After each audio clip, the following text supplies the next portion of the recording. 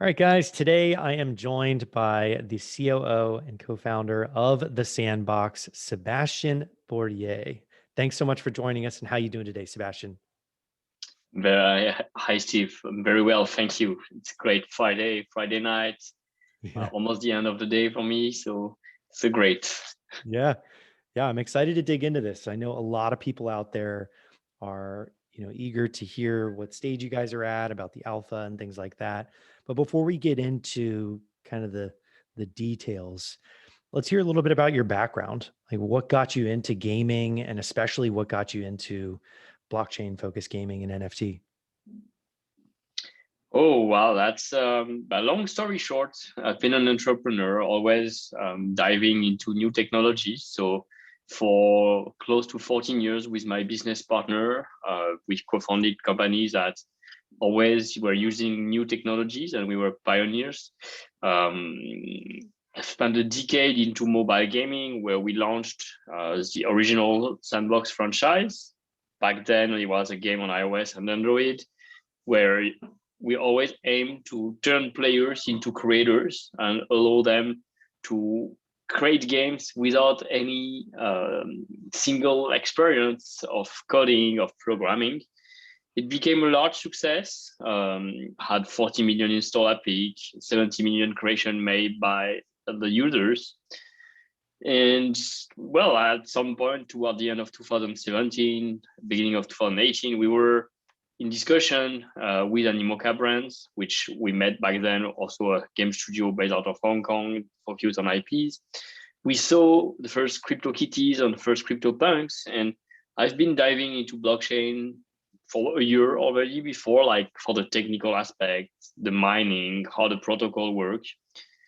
So when we saw CryptoPunks, CryptoKitties, we immediately saw the potential of applying this technology to just allow anyone to make their own NFTs, basically. And why would they would do that? They would do that because then it would allow users to own their content and as such be able to transfer it to another user or put it for sale on the marketplace or use it on another way directly, super easily. And that really matched with the DNA of Sandbox. Sandbox has always been a user-generated content platform. We were limited in the way we could reward those creators, or the creators could actually earn a revenue from their creation. And now we had the technologies that could allow us to solve. So immediately we saw and we applied UGC and NFTs, and that's basically how we deep dive into NFTs. I've been myself also like very active and be engaged in the space as a collector. I've been buying NFTs and testing out a lot of products. I've been also I became the president of the Blockchain Game Alliance, which is an organization that regroups 235 members in the industry, pushing and promoting for adoption of blockchain within the video game industry. Very cool. Very cool. Yeah, I read up a little bit on that, the Blockchain Gaming Alliance, and that's fantastic that everybody's trying to kind of form together and work together in some respect. It's really cool to see that. So, in terms of the team, you started with your co-founder. How big is the team currently? Because you guys have been building for a while. So I'm always curious of how quickly you guys grew and how big is it currently?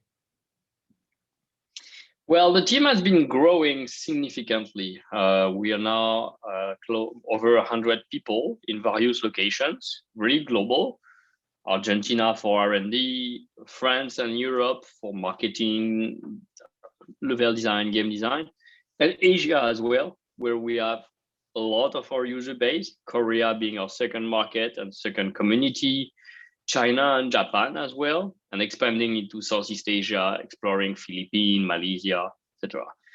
Overall, very international team that contributes to build Sandbox, and with a goal to keep growing as we're accelerating the production of all the key tools that makes our platform. So on one side, the creation tools like Box Edit, the Game Maker, the marketplace, and on the other side, all the play side that will engage and offer play to earn experience for user with the client and multiplayer. Nice, nice.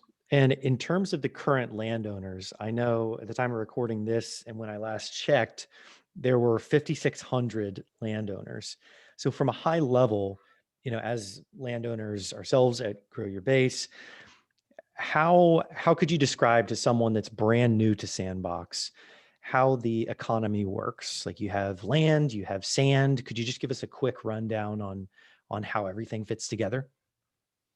So, well, good news, like we've been growing as a community, and I think to the latest count, we're now 7,200 landowners. Wow. Wow. Land, it's a digital asset. It's first and foremost, it's a digital piece of like place where you can upload your creation, upload your experience that you made with GameMaker, and use it to interact, play with the content, with your NFTs, and with other users.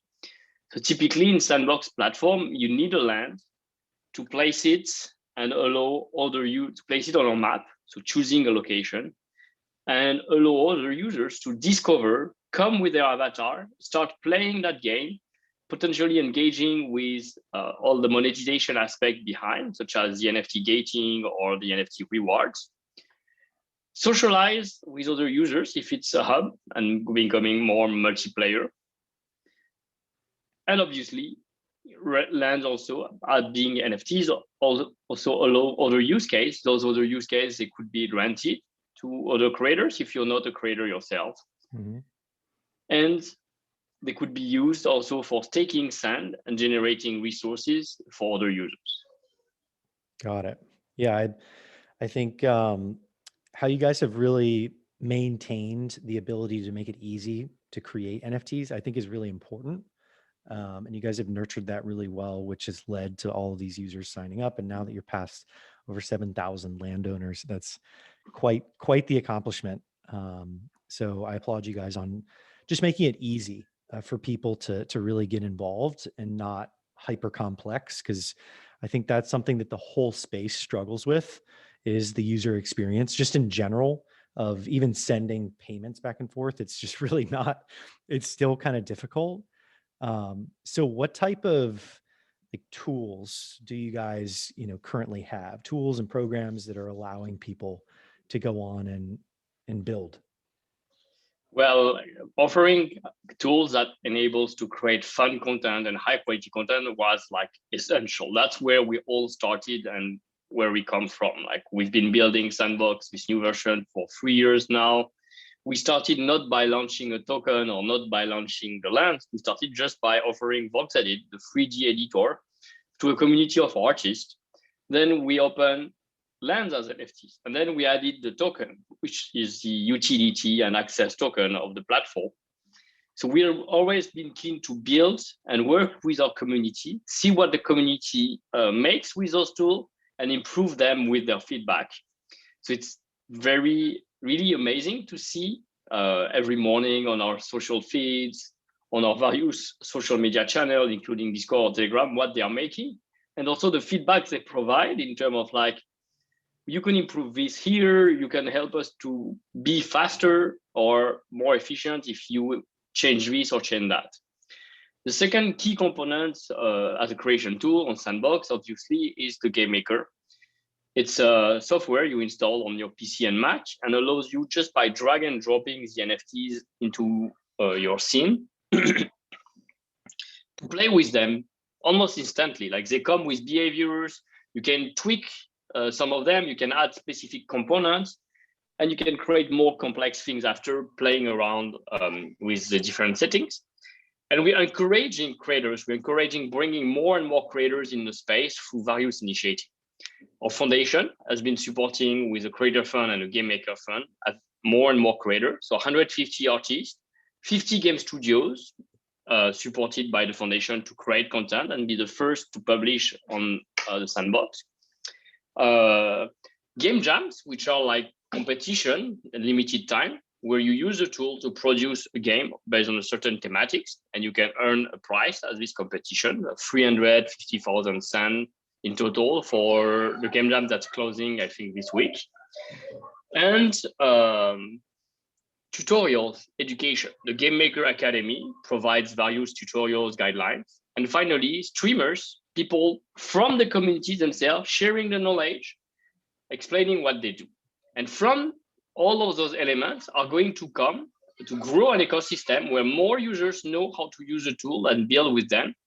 Those users, they will be, some of them making it just a hobby, some of them will become a job and they can earn a revenue stream. And from being individuals, they can also be professional studios, companies that hire more people around, train them as well, and onboard them to basically become active stakeholders, active contributor to the Sandbox ecosystem.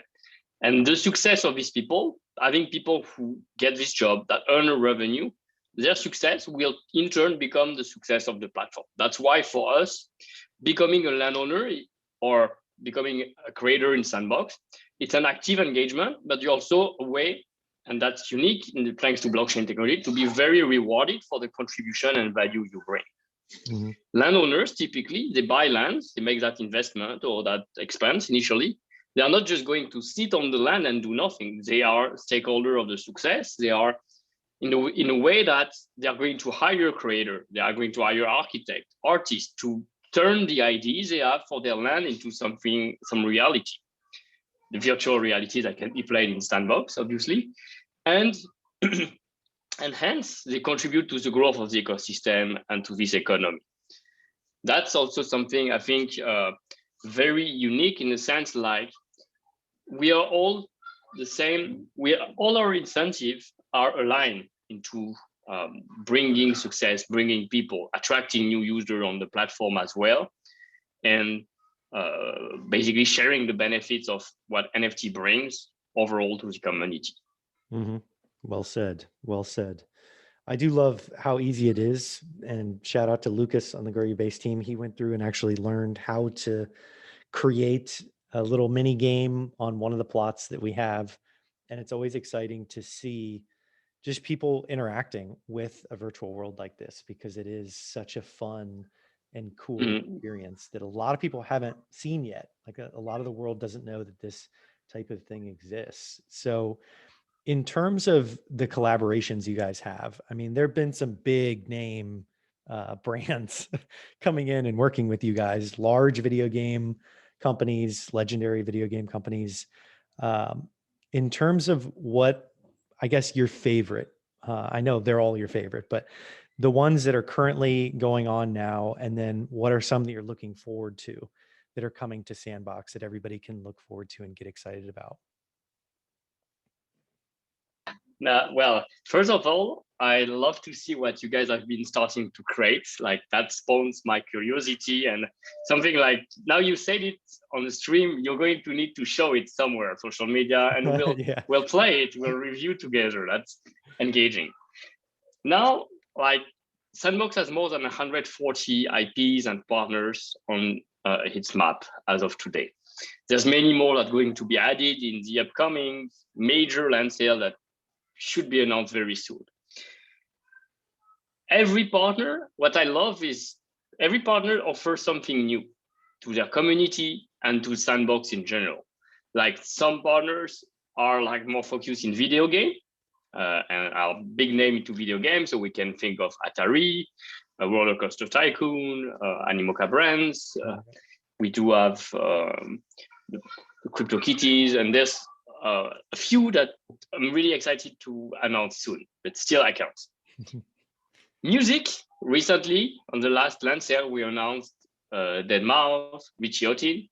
We're going to continue there and announce also other styles of music coming to Sandbox. Quite exciting, and open the possibility of like what you can experience in Sandbox, games, adventures, stories, quests, but also like virtual concerts, virtual shows, fashion show, why not?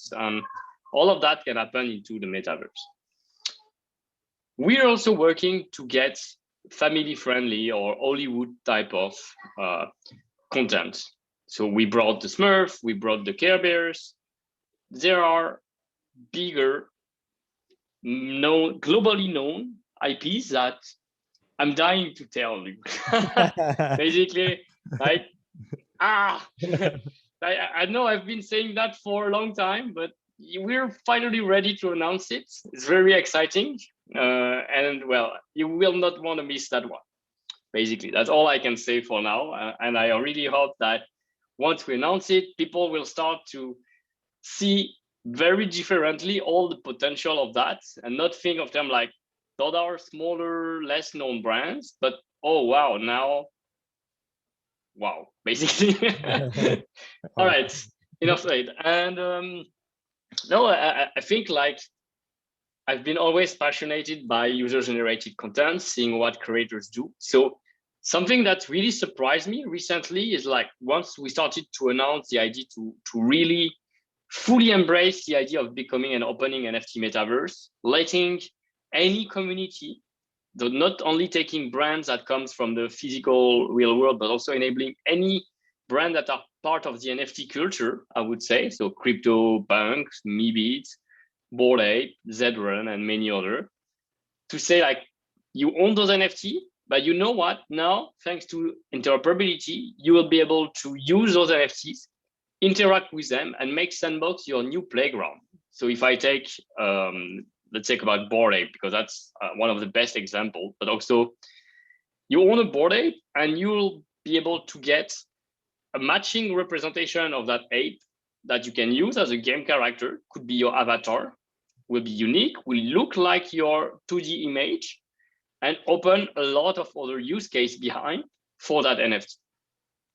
I'm not going to reveal everything yet, but the thing that amazed me the most is like the community behind the Bored Apes is very engaged. They are very creative as well.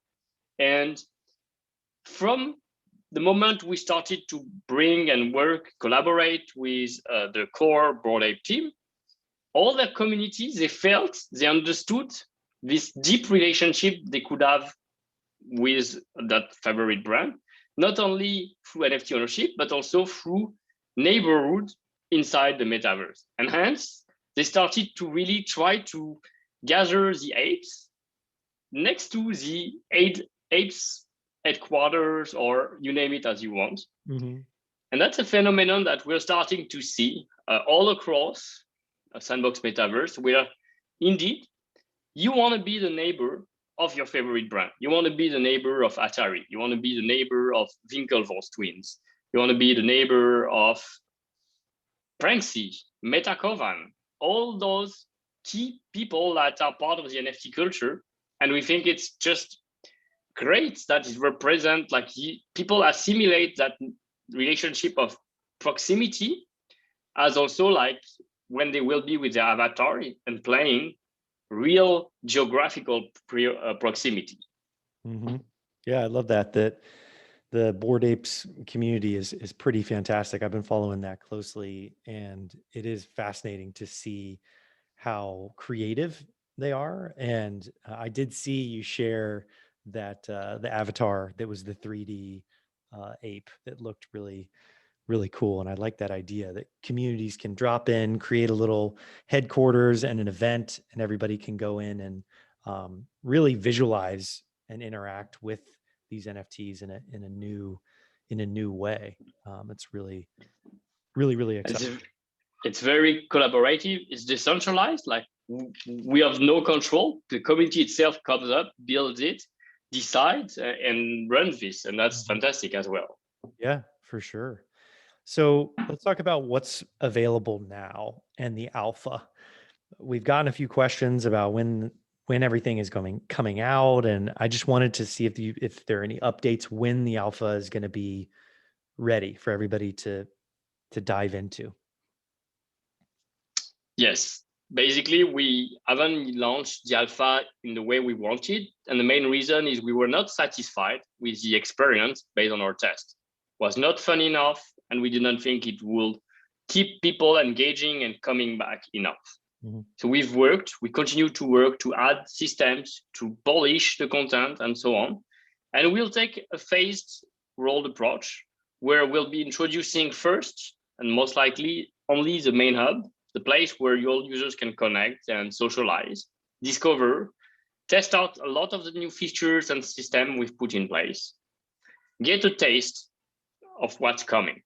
Then towards the end of the year, we'll be launching probably one or multiple play to earn seasons with more content, even better game features, fight, 3C, quest, leaderboard, we're working on it, etc. Got it. It's important, and I know it's hard. Believe us, it's as hard. If it's hard for you, it's also hard for us not to launch immediately. But we truly think that it's not about launching. It's all about the journey and making sure that we create the right incentive. We demonstrate a good alpha of what play to earn means and give tools for creators for them to engage and monetize and retain and reward the users that won't participate. Opening and then being empty, opening and having no reason to come back the next day, those are unfortunately not going to play in our favor or in creators' favor. Mm-hmm. And it will be hard after that to just recover, basically. Once you open and someone, even if he had a lot of passion for the products, finds that, well, so what, or it's not so great, I'm not sure. What are the chances that person will come and try a second time after? Mm-hmm. Yeah. That's why it's sometimes better to just keep working, keep building. Sure, everyone can see what we build, and we release creator tool updates on regular basis so the creators can leverage the updates we make. And we communicate with landowners. We have streams, we have newsletter to update them also on those of new change and tools we introduce for the better and for making sure that we are building a metaverse that is true to the vision we projected. Mm-hmm. Well said. Well said. And that's a good segue into what's coming in the future for landowners. Like, what can people like myself and for everybody out there that's holding land, what can we look forward to? Well, two things we already announced to landowners. Essentially, one is called NFT gating, the capacity to decide if access to your land will be free for everyone or will be limited to people who hold a certain NFT into their wallet, hence offering like monetization system behind. And season reward, which allows you to define how you're going to reward users based on certain progression across your land.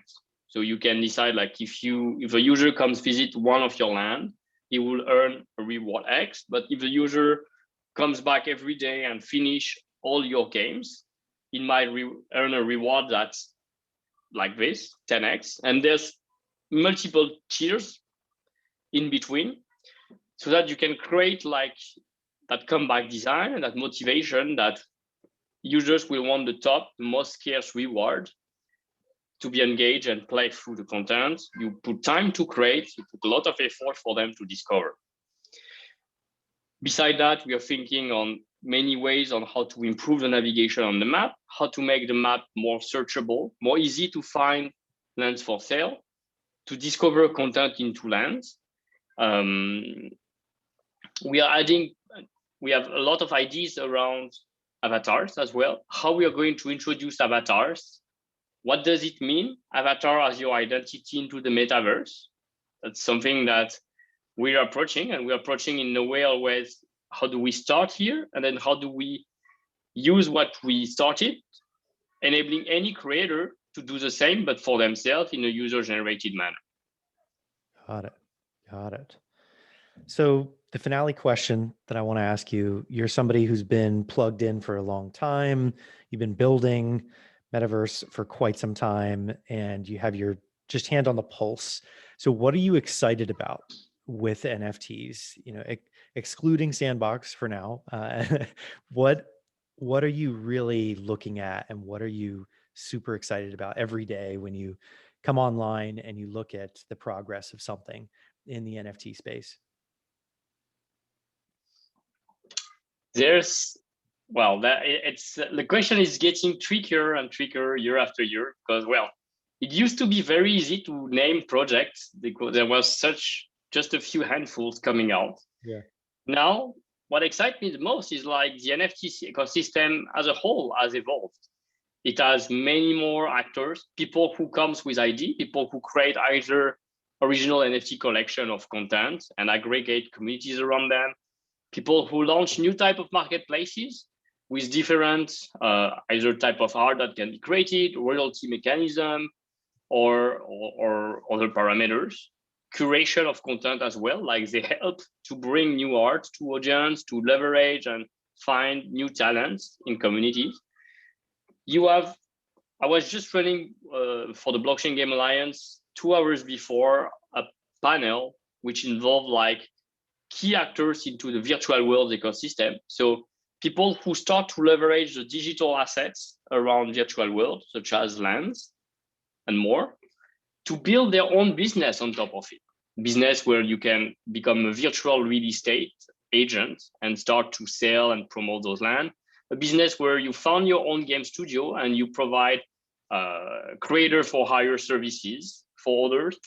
Business where you are an NFT fund specialized in land, or instead of being specialized into crypto art, for example, or specialized into gaming assets, or player guilds. I think you might have seen today, like Yield Gaming announced that they just raised around again $4 million led by Bitcraft. Very exciting for me. Play to earn. They are leading the way into play to earn and leveraging different games and the community aspect of them to train and bring more revenue to users as a group instead of as alone, and all with an economic system around, and all of that without asking for the permission of the said game. So that's the beauty of also being decentralized.